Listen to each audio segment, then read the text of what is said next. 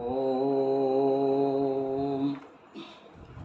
जनक सुता जग जननी जानकी अतिशय प्रिय करुणा निधान की ताके युग पद कमल मनावऊं जासु कृपा निर्मल मति पावऊं।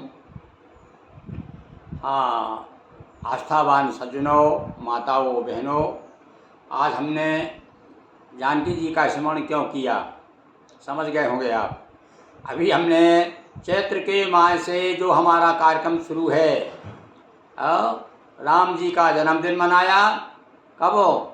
चैत्र की नवमी को। उसके बाद फिर हनुमान जी महाराज का आ गया और अब आ गया जगत जननी जानकी जयंती आ गई है।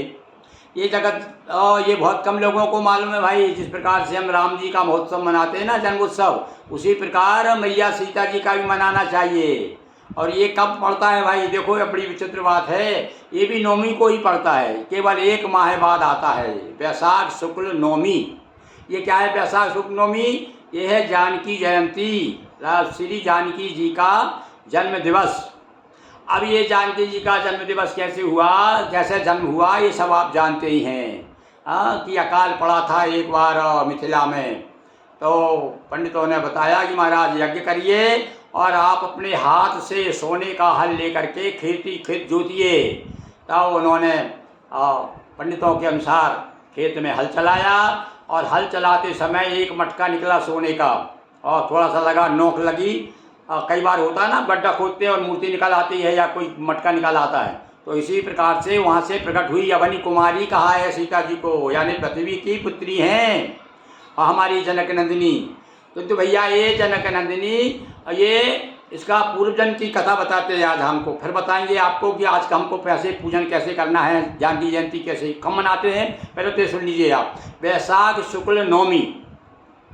अब देखिए, आप राम जी का जन्म नवमी को, पार्वती जी का भी जन्म नवमी को हुआ और सीता जी का जन्म नवमी। हाँ, राधा का जरूर अष्टमी को हुआ है। क्योंकि राधा का अष्टमी क्यों हुआ? क्योंकि भगवान कृष्ण का भी अष्टमी को हुआ। अब ये एक बात और बताते हैं आपको, ये राधा जी, सीता जी और पार्वती जी दोनों मौसियाती बहनें हैं। अब कैसा समझे आप इसको? ये भौतिक दृष्टि से बता रहे हैं हम आपको, क्योंकि पूर्व जन्म की कथा ये है कि सीता जी की माँ पूर्व जन्म में और राधा जी की माँ, पार्वती जी की माँ, तीनों सगी बहनें थीं। उनको तीनों को श्राप दी, तीनों पृथ्वी पर आई और इस प्रकार से एक के यहाँ पर पार्वती जी आई, एक के यहाँ पर सीता जी और एक के यहाँ राधा जी। तो इस प्रकार से तीनों का ये ऐसा वर्णन कथा आती है। अब आज हम आपको बताते हैं कि सीता जी का पूर्व जन्म की कथा सुनिए आप। हमने आपको पहले भी बताया है कि हमारे द्वारा देवी भागवत पुराणम, ये देवी भागवत पुराण है, इसमें सीता जी के पूर्व जन्म की कथा देखिए। आज जानकी नवमी के शुभ अवसर पर हम आपको उनका स्मरण करते हुए, श्रद्धा सुमन अर्पित करते हुए भगवती सीता जी का पूर्व जन्म की कथा सुनाते।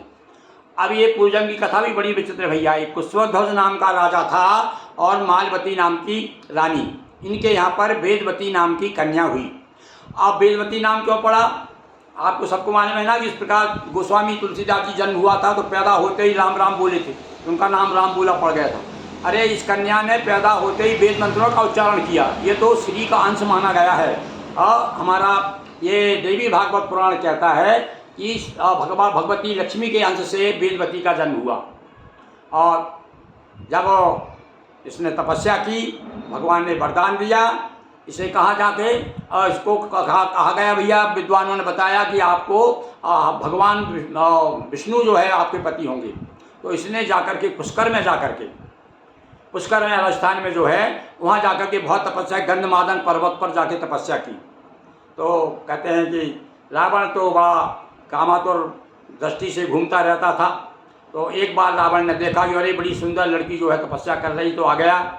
अब आए, जब पास में आया, आकर के उसने कहा कि ये कन्या तुम कौन हो? तो इन्होंने अतिथि जान के बड़ा आदर सत्कार किया और उनको बिठा ला। तो इसने जब नियत इनकी खराब देखी, बल्कि कामातुर दृष्टि से जब वेदवती की तरफ देखा और वेदवती को पकड़ने की कोशिश की रावण ने, तो वेदवती ने श्राप दे दिया, कि जा, तुझे मैं तेरे मारने का कारण मैं ही बनूंगी। और ऐसा कह करके क्रोध में आकर के और योग अग्नि से अपने आप को भस्म कर दिया। और दूसरे जन्म में जा करके वो हमारी जगत जननी सीता जी हुई, जिनके बारे में कहते हैं उद्भव स्त्री सहार कारणीम कलेशारणीम सीताम राम न तो हम राम बल्लभाम, यानी ऐसी भगवती जगत जननी आदि शक्ति के रूप में विदेह नगर में जन्मी। तो अब भैया अब ये कब पड़ रही है इस बार?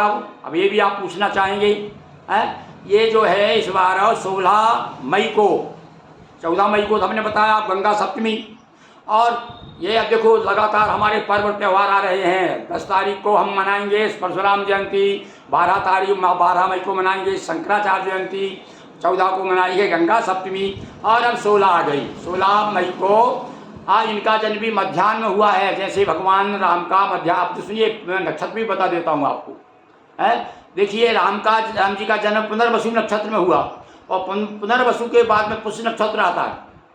तो हमारे जानकी जी का जन्म पुष्य नक्षत्र में हुआ। अब एक और देखिए आप विचित्र बात, राम जी का जन्म जिस दिन जन्म हुआ था उस दिन मंगलवार था, तो हमारी सीता जी का जो जन्म हुआ है उस दिन भी मंगलवार था। तो क्या हुआ, मंगल वैशाख शुक्ल नवमी पुष्य नक्षत्र और मंगलवार के दिवस जगत जननी जानकी का जन्मोत्सव हम मनाएंगे। तो इस बार तो भैया नक्षत्र तो नहीं आ रहा है, किंतु तिथि पे मनाते हैं। तो तिथि आ रही है ये 16 मई को वैशाख शुक्ल अष्टमी के बाद में नवमी लग जाती है 8 बजे के बाद से, चूँकि मध्याह्न में जन्म हुआ है दोपहर में, इसलिए हम 16 मई को दोपहर को मनाएंगे। आप किस प्रकार से मनाएंगे? ये विशेष रूप से सीता जयंती को भगवती सीता का जो जन्मोत्सव जो मनाते हैं, जो देवियाँ पूजन करती हैं, उनके पति और संतान की सुख शांति वैभव बना रहता है। और इसीलिए विशेष रूप से माताओं से हमारा निवेदन है कि जिनको मालूम नहीं है उस दिन जरूर सीता जी का पूजन करें। कैसे करें?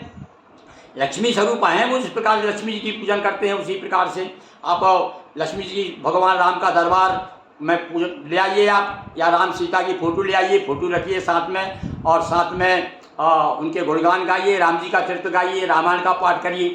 तो और चाहे तो आप उस दिन वो जन्मोत्सव मना के समय करते करते विवाह का उत्सव भी होता है, तो आप अयोध्या कांड का सूर्य के कुछ दोहे उनका पाठ करिए, और बिल्कुल और सब पीले फूल ला करके चंदन चावल गंध अक्षत से आरती करिए भगवती सीता की, जानकी जी की। और इस प्रकार से बड़े उत्साह के साथ में इसलिए जानकी जयंती मनाइए। विशेष रूप से भैया एक सुंदरी कल्प नाम का एक ग्रंथ है, उसमें विशेष महिमा बताई गई है ये जानकी जी की जयंती मनाने की।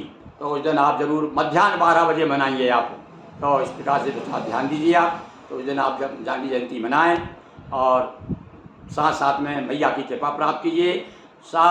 उनकी कृपा से क्या हो, सबसे बड़ी बात तो क्या होगी, देखो गोस्वामी जी ने कहा है कि तासु कृपा जासु कृपा निर्मल मति, जब निर्मल मति आएगी तो सारा जो काम आपके जीवन में जितनी भी नकारात्मकता है वो दूर हो जाती है। तो भगवती कृपा जो है निर्मल बुद्धि देने वाली है। निर्मल बुद्धि देंगे तो आप सही काम करेंगे, सही काम करेंगे तो आपकी नियत से बरकत होगी। तो आपकी अपनी बरकत बनाने के लिए, गृहस्थ आश्रम में सुखी जीवन व्यतीत करने के लिए और जानकी जयंती आप जरूर मनाइए। तो आज हम थोड़ा सा पाठ कर देते हैं। हमने देखिए ये तो कथा तो बता दी, अब 2 मिनट लगेंगे आपको, सुनिए किस प्रकार से हमने भगवती सीता का पूजन की कथा का वर्णन 2 चौपाइयों में किया है। सुनिए, मैं पाठ कर रहा हूँ, अब तो मैंने समझाई दिया है। सुनिए। परम वैष्णव नृपते को कुशध्वज था नाम, पत्नी मालावती से कन्या हुई ललाम। कन्या वेदवती था नामा, मात पिता हित थी सुखधामा। स्वयं अंश से श्री अवतारा और जन्मी वेद मंत्र उच्चारा। पाया वेदवती शुभ नामा, बचपन से हरि भक्ति ललामा। नारायण चिंतन निशिवासर, तपरत हुई पहुँच कर पुष्कर। तब फल मिला हुई नभवाणी, तप फल मिला हुई नभवाणी। श्री हरिपति होंगे कल्याणी। सुन नभ गिरा गंध मादन पर, कीनी पहुँच तपस्या दुष्कर। एक बार वहाँ रावण आया, वेदवती को लख ललचाया। वेदवती ने अतिथि जान कर, स्वागत किया मुदित मन होकर। किंतु दशानन था कामातुर, पाने वेदवती था आतुर। हुआ विकारग्रस्त जब रावण, छूने लगा किया संभाषण।